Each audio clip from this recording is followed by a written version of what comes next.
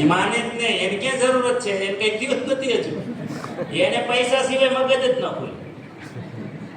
હા કે ના? 35 થી 55 ના હોય તો બે સમજમાં આવે. જેટલી આરોગ્યની જરૂર હોય એટલી જ પૈસાની હોય. 55 પછી તમે પૈસા સમજાવો કે એના કરતા આરોગ્ય સમજાવો છે કરે. હા કે ના? તો એમાં બેયની સિચ્યુએશન અલગ અલગ છે, હે ને? એટલે તમે સાચા છો, વરરાજાને થાક ન લાગે. ધન્યવાદ. હે ને? પોતે જ નિમિત્ત હોય. આ જવાબ જબરજસ્ત છે, તો થાક જ ન લાગે. Hello, yes. દોડવું પડે તો રીહણી જાય, નથી કરવું, લગ્ન નથી કરવા એવું કે, અચ્છા હું કંકોત્રી આપવા નહીં જાવ એવું કે, અચ્છા હું કોઈના ઘરે આમંત્રણ આપવા નહીં જાવ એવું કે, મતલબ વરરાજો નારાજ થાય? અચ્છા, વરરાજો નારાજ ન થાય.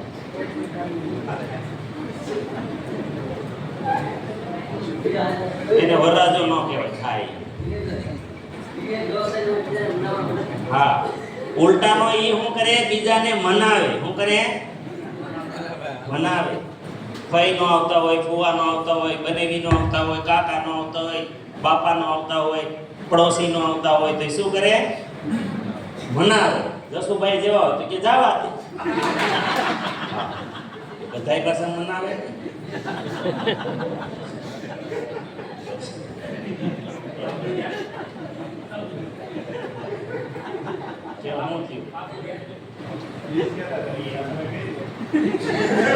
મારે બાગેશ્વર બાબાને જેમ કરવા માંડું છે.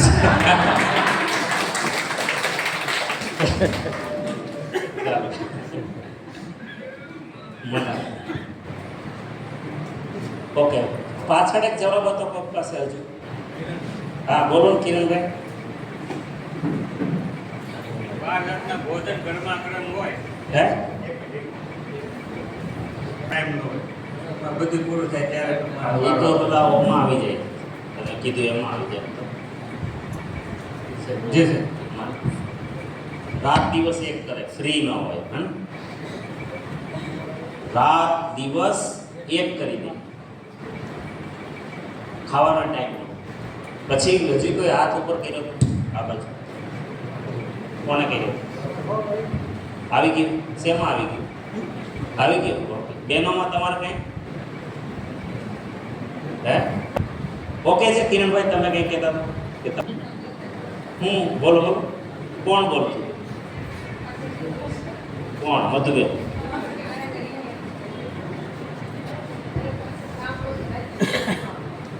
હા બોલો.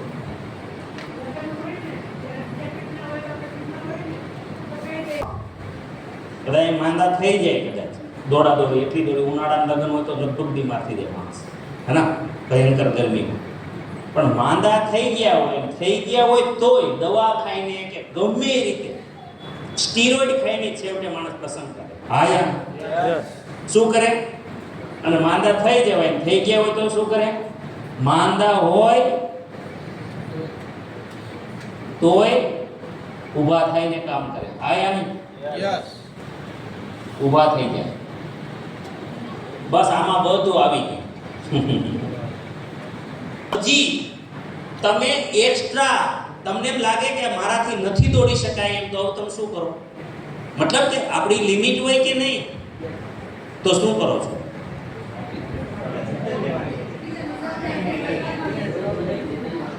નહીં, પરિવારની થી પૂરું થઈ ગયું. હવે તો માણસ સગાને તેડાવે. ભાઈ હલો, મદદ કરવા માટે મદદ લે. હા યા ના? બેનો તો નથી બોલાવતા, પહેલેથી નક્કી કર્યું હોય તારીખ આવે ત્યારથી કે તારે આટલા દિવસ તો મારા ઘરે કામ આવવું જ પડશે. પછી બેનને કીધું હોય, યા માસીને કીધું હોય, માસીની છોકરીને કીધું હોય, ફઈબાને કીધું હોય કે કોઈ પણ ને કીધું હોય. હા યા ના? આપણે પણ કઈ રાખ્યું હોય, મિત્રોને પણ કઈ રાખ્યું હોય. હા યા ના?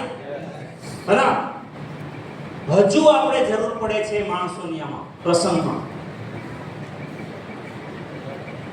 પડે કે ના પડે? Yes.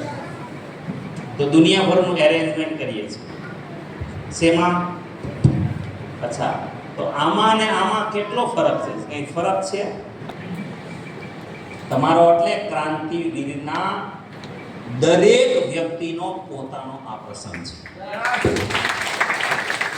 દરેકને વ્યક્તિગત માનવાનું છે. એટલું જ નહીં, એક હજી આમાં ત્રીજી વાત આવે કે એક તો મારો ઘરનો પ્રસંગ અને એક તો મારો વિજયભાઈ કીધું એમ હું જ વરરાજો. હલો, એટલે આનાથી આગળનું સ્ટેપ છે આજે અહીંયા બેઠેલી દરેક વ્યક્તિનો પોતાનો જ કન્યા તરીકે. કન્યા છો તમે બધા તમારા વરરાજા છો. જેને જે માનવું હોય તે. આ આપણો વ્યક્તિગત પ્રસંગ છે. શું કામે? કારણ કે અહીંયા દરેક વ્યક્તિ જેનું સેલિબ્રેશન થવાનું છે એ દરેક વ્યક્તિનો પોતાનો વ્યક્તિગત આ પ્રસંગ છે.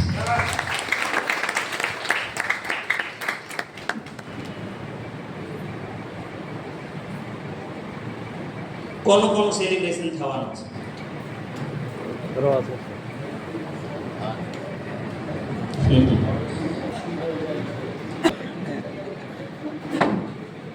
કેમ દાંત કાઢો? દાંત મારો પહેલો જ મુદ્દો છે. પૂછો કિરણભાઈ. ગ્રીન ગ્રોથ મહાસંમેલન 100% ટીમ સુધી ટેકનિકલ, રોયલ્ટી અને વાઇટલ દ્વારા પહોંચાડવું અમારો આજનો મુખ્ય પોઈન્ટ છે.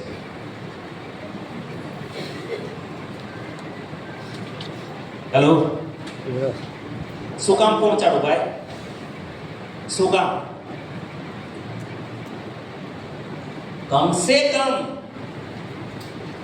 મારી ટીમ એ મારો પરિવાર છે અને મારે દરેકને સન્માનિત કરવા છે. મતલબ એ દરેક વરરાજો છે. દીકરો હોય, જો પુરુષ હશે તો એ વરરાજો છે, મહિલા હોય તો એ કન્યા છે.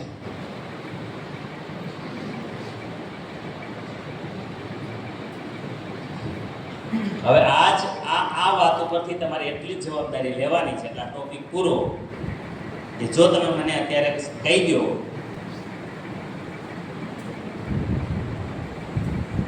ગ્રીન ગ્રોથ મહાસંમેલનનો ટાર્ગેટ જે રીતે છે, બીજું બોર્ડ અહીંયા છે નહીં, અથવા અહીં લખી નાખો. નહીં, અહીંયા લખી નાખો. જો